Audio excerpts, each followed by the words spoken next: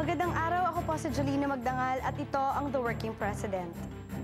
Samahan niyo po kami ngayon sa isang episode kung saan ipapakita namin sa inyo ang ilan sa mga proyekto ng pamahalaan sa lalawigan ng Pangasinan, gayon din sa bahagi ng Kamindanawan.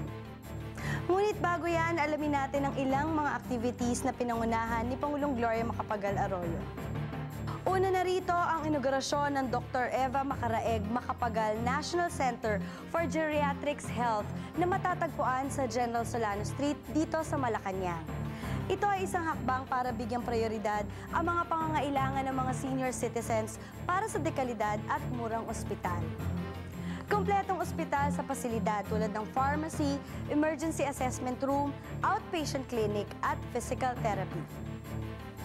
Ipinangalan ng ospital sa yumaong ina ng Pangulo na si Dr. Eva Macaraeg Macapagal para ikomemora ang 11th death anniversary. Ilinunsad naman ang breastfeeding program.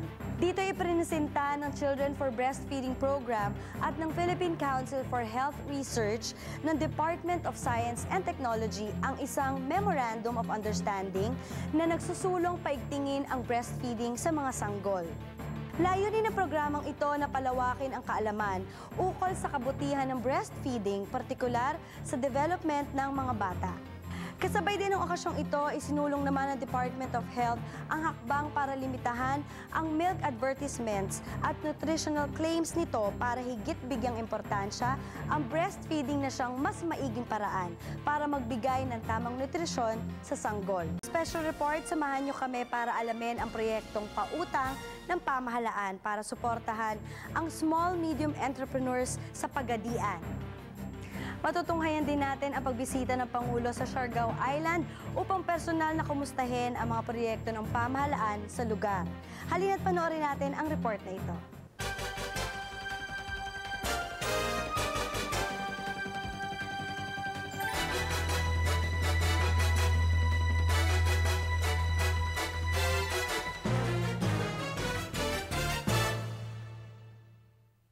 Matapos ang mapayapa at matagumpay na eleksyon noong nakaraang linggo, ay nagpatuloy muli si Pangulong Gloria Macapagal Arroyo sa paglilibot sa iba't ibang lugar ng ating bansa. Noong May 14 ay nagtungo si Pangulong Arroyo sa mga probinsya sa Mindanao. Nauna niyang pinuntahan ang Pagadian City sa Zamboanga del Sur upang bisitahin ng Springland Young Workers Association o SAYWA ng Springland Resort, Hotel and Restaurant. Ang asosasyon na ito ang ginawaran ng Department of Labor and Employment noong nakaraang Labor Day sa SM Mall of Asia ng Dole Kabuhayan National Award. Nakamit nila ang parangal na ito dahil sa iba't ibang negosyong napalago nila na karapat-dapat namang gawing ehemplo ng iba. Nalipay ko gyud nga makabalik din sa Zamboanga del Sur. And this is specific to share with the whole country the good news about this Springland Young Workers Association project that other labor groups can emulate. Pinautang na ating pamahalaan ng SAYWA noong 2001 ng 100,000 piso bilang inisyal na puhunan sa pagpapaayos ng napabayaang fish pond ng hotel. Nang ma-rehabilitate, ang pond ay napakinabangan nila sa pagpapalaki ng hipon, tilapia at bangus. Dahil magandang pagpapalakad ng SAYWA, ito ay muling pinahiram ng 100,000 piso para naman sa pagpapatayo ng internet cafe. Ang bagong negosyo ito ay nakapagbigay ng mas maraming trabaho sa kanilang mga miyembro. Marami na po kami natutulungan, especially po sa mga miyembro namin at sa kanilang mga beneficiaries. Yung project namin sa internet cafe, yun po ang tulong ng malaki sa association namin. Income po namin sa taon 2009, 325,000 sa isang taon po. Sa pagbisitang iyon ni Pangulong Arroyo ay muling pinahiram ng pamahalaan ng SAYWA ng 500,000 piso para naman sa pagpapatayo ng butika ng barangay sa kanilang lugar. Ito ay muli na namang magiging daan upang maipagpatuloy ng ating pamahalaan ang layuning makapagbigay ng trabaho at pagkakakitaan sa mga Pilipino. Nagpasalamat po ako sa ating Panginoon. God is good all the time. At saka sa ating mahal na Pangulo, Gloria Macapagal Arroyo. In behalf sa Springland Young Workers Association. Ako po ay lubos-lubos na nagpapasalamat sa biyayang pinagkaloob niya sa amin.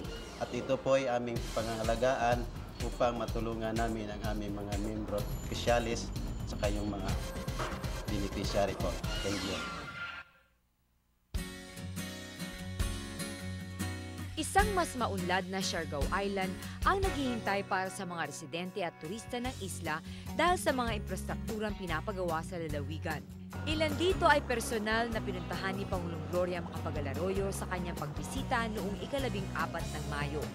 Mula sa kanyang matagumpay na pagtungo sa Pagadian City, pinuntahan ng Pangulo ang munisipalidad ng Dapa at Del Carmen sa isla ng Siargao upang tignan ang inaasahang patuloy na development ng isla. Una niyang binisita ang ongoing expansion at rehabilitation ng Siargao Airport o mas kilala bilang SAYAC Airport. Ang Siargao Airport ay itinayo noong 1964 sa panahon ng dating Pangulong Diosdado Macapagal. Nooy maliliit na eroplano lamang ang maaaring lumapag sa paliparan at karaniwan itong nagmumula sa Cebu. Tulad ng ipinangako ng Pangulo sa kanyang SONA, sinimulan ang rehabilitasyon ng SAYAC Airport noong 2008 at inaasahang matatapos sa taong ito. Dahil sa pagbabagong anyo ng paliparan, inaasahan ng dagdag na kaunlaran para sa surfing capital ng Pilipinas, gayon din ang pagdagsa ng mga turista sa isla ng Siargao. Nasisiyahan po ang taga Siargao kasi malaki ang naitulong ito dito sa Siargao. Lalo sa yung mga tao dahil nagkaroon ng employment, tsaka karoon ng kabuhayan yung mga tao dito. Pagkatapos, gumanda rin ang Siargao.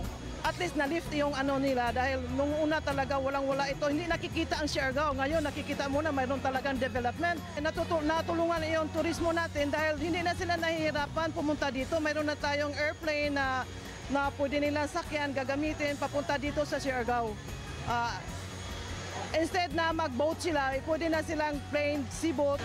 Siguro kung makomplete na ito, pwede na tayong daily na ang flights natin dahil nakikita po natin yung mga pasahero natin na mostly foreigners, parami po sila dumadating dito sa Siargao. Siguro expected namin in the near future, siguro by 2015, siguro dadami ang turista dito sa Siargao, local and tourist. Bahagi ng rehabilitasyon ng paliparan ang pagpapatayo ng bagong terminal building, flight service station, expansion ng runway na maaaring maka-accommodate ng mas malalaking eroplano, apron, turnaround pad at parking area. Mula sa inspection ng SAYAC Airport, nagpunta ang Pangulo sa Dapa Del Carmen Road section para pangunahan ng inaugural drive-thru. Ang bagong konkretong kalsada ay naasahang makakatulong sa kaunlaran ng Siargao Island habang nagbibigay ng mas mabilis at mas komportableng daanan para sa turista at residente ng isla ng Siargao. Well, sa nakikita nyo, ito ay concreting project. So, it boasts tourism to the place.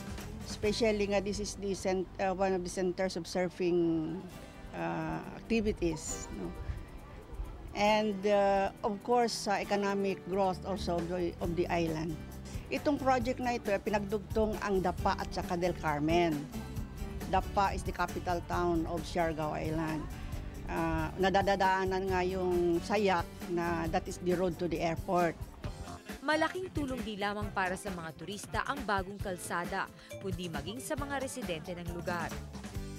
Malaking halaga talaga. Hindi ko mabilang kung gaano kalaking halaga, basta malaking pagpasalamat namin dito taga Siargao. Kasi as tinagal-tagal na namin nagtitiis sa hirap ng kalsada namin. Ngayon, halos dili talaga mabilang kung gaano kalaki ang pagpasalamat namin nagtatapos ito na aming kalsada. Napakasarap talaga magbiyahe ngayon. Hindi ka na natatakot, di kagaya nung araw na lubak-lubak, di mo malaman kung paano mo ang pagbibiyahe mo. Hindi ka makasiguro ng oras ng dating mo kasi napakabagal. Hindi kagaya ngayon na nung araw ang Del Carmen minsan abutin ng sasakyan kalahating oras. Ngayon wala na ata sa 10 minuto . Matapos ang inaugural drive-thru, pinuntahan ng Pangulo ang Siargao Island Institute of Technology o SIIT, kung saan inilahad ng Pangulo ang kahalagahan ng 3 E's na bahagi ng priority program ng pamahalaan. Ito ay ang edukasyon, ekonomiya at environment.